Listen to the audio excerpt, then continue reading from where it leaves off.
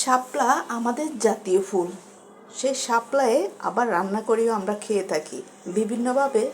কেউ শাক খেয়ে থাকেন, আবার কেউ রান্না করে খেয়ে থাকেন।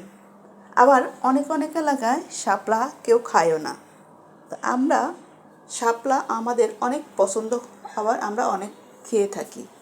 শাপলা আসলেই আমরা চেষ্টা করি খাওয়ার জন্য, তরকারি হিসাবে বা শাক হিসাবে অনেক মজার। সুপ্রিয় দর্শক, আসসালামু আলাইকুম, ওয়েলকাম টু মাই চ্যানেল। কেমন আছেন সবাই? আশা করি সবাই ভালো আছেন। যে যেখানে আছেন সুস্থ আছেন, নিরাপদে আছেন। যে যেখান থেকে ভিডিওটি দেখতেছেন, শুরুতে একটা লাইক দিয়ে ফুল ভিডিওটি দেখার অনুরোধ রইল। আজকে আপনাদের সাথে শেয়ার করব নারকেল দিয়ে শাপলা। নারকেল আর বাইং মাছ দিয়ে শাপলা রান্না করেছি, তাই আপনাদের সাথে শেয়ার করব। এই যে আমি এখানে শাপলা কেটে নিয়েছি, উপরে যে চামড়াটা আছে চামড়াটা ফেলে আমি ধুয়ে নিয়েছি। এখন চুলায় দিয়ে দিলাম একটু পানি, পানির মধ্যে দিয়ে দিলাম হাফ টিস্পুনের মতো লবণ। লবণ দিয়ে পানিটা বলক আসার পরে আমি শাপলাগুলো এখানে দিয়ে দিলাম। শাপলাগুলো দিয়ে আমি ভালোভাবে একটু বলক নিয়ে দিব, যাতে শাপলার যে পানিটা আছে, শাপলার মধ্যে অনেকটাই যে পানিটা আছে অনেকটাই কালো কালো বের হবে। আর এই কষটা থাকলে শাপলা রান্না করলে একটু কষ্ট লাগবে আর তিতা লাগতে পারে। তাই শাপলাটা এভাবে সিদ্ধ করে পানিটা ঝরিয়ে নিব। তবে বেশি সিদ্ধ করলে বেশি নরম হয়ে যাবে, খেয়াল রাখতে হবে যাতে নরম না হয়ে যায়। তো এখানে আমি বাইং মাছ নিয়ে নিলাম। আপনারা যে কোনো মাছ দিয়ে রান্না করতে পারেন, তবে চিংড়ি মাছ, ইলিশ মাছ এগুলো দিয়ে সবচেয়ে বেশি মজা হয়। তো চুলায় চলে গেলাম, এখন একটা কড়াই বসিয়ে দিলাম, দিয়ে দিলাম রান্না করার রেগুলার তেল আমি 3 টেবিল চামচের মতো।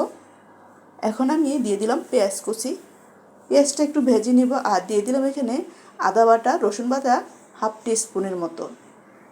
এখন ভালোভাবে আমি তেলের মধ্যে আদা আর পেঁয়াজ সবগুলো ভালোভাবে একটু কষিয়ে নিব।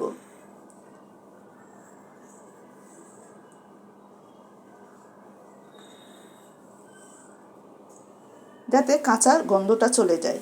কাঁচা গন্ধটা যখন চলে যাবে আমি এখানে দিয়ে দিব হলুদ আর মরিচ। হাফ টিস্পুনের মতো হলুদ দিয়ে দিব, আর হাফ টিস্পুন দিয়ে দিব মরিচের গুঁড়ো। জালটা আপনাদের পছন্দ মতো, যে যেমন জাল পছন্দ করেন ওই পরিমাণে। হলুদ মরিচ দিয়ে ভালোভাবে আমি তেলের মধ্যে ভালোভাবে একটু ভেজে নিব। হলুদ আর মরিচটা যাতে তেলের মধ্যে ভাজা হয়ে যায়। তবে এ সময় চুলার আঁচটা একটু মিডিয়াম টু লো হিটে রেখে কষাতে হবে। এখন আমি দিয়ে দিব নারকেল বাটা। এখানে আমি নারকেলের 4 ভাগের 1 ভাগ আমি পাটায় বেটে নিয়েছি, আপনারা চাইলে গ্রাইন্ড করেও নিতে পারেন। এখন নারকেলটা দিয়ে নারকেলটা ভালোভাবে আমি কষিয়ে নিব।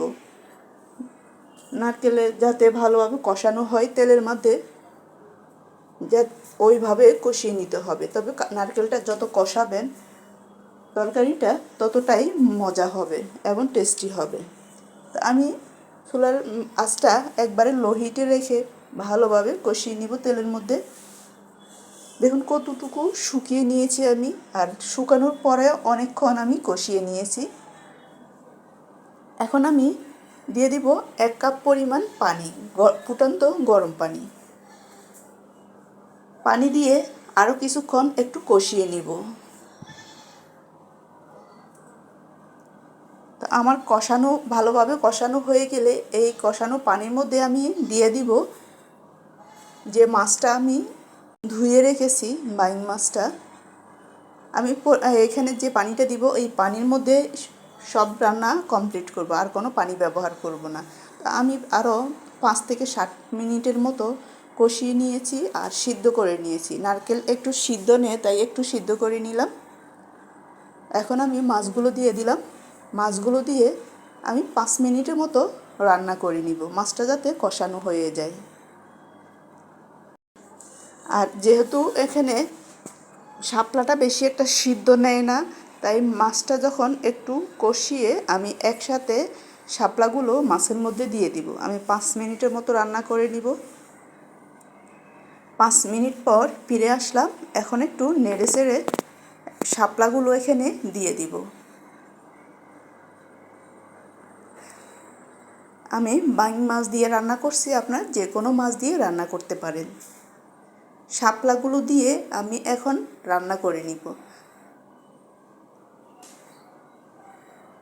নেড়ে চেড়ে আমি ঢাকনা দিয়ে অপেক্ষা করব 5-7 মিনিটের মতো। 5-7 মিনিট, হাইস্ট 10-15 মিনিটের ভিতরে আমার এই তরকারিটা রান্না হয়ে যাবে।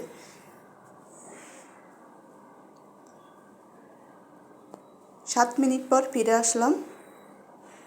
দেখুন কালারটা কি চেঞ্জ হয়ে গেল, আর ঝোলটাও অনেকটাই কমে যাবে আরও। তো ঝোলটা তাও আপনাদের পছন্দ মতো আপনারা রেখে নিতে পারেন। ঝোল বেশি একটা রাখলে বেশি একটা ভালো লাগবে না, তাই একটু কম ঝোল রেখে নামিয়ে নেবেন। খেতে কিন্তু অসম্ভব মজার।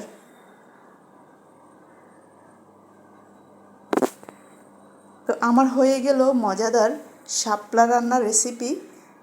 আমার এই রেসিপিটি কার কেমন লেগেছে কমেন্ট বক্সে জানিয়ে যাবেন। আর কে কোন এলাকা থেকে ভিডিওটি দেখতেছেন কমেন্টে জানাতে বলবেন না। শাপলা কার কার পছন্দ তাও কমেন্ট বক্সে জানিয়ে যাবেন। তো সবাইকে অসংখ্য অসংখ্য ধন্যবাদ আমার সাথে শুরু থেকে শেষ পর্যন্ত থাকার জন্য।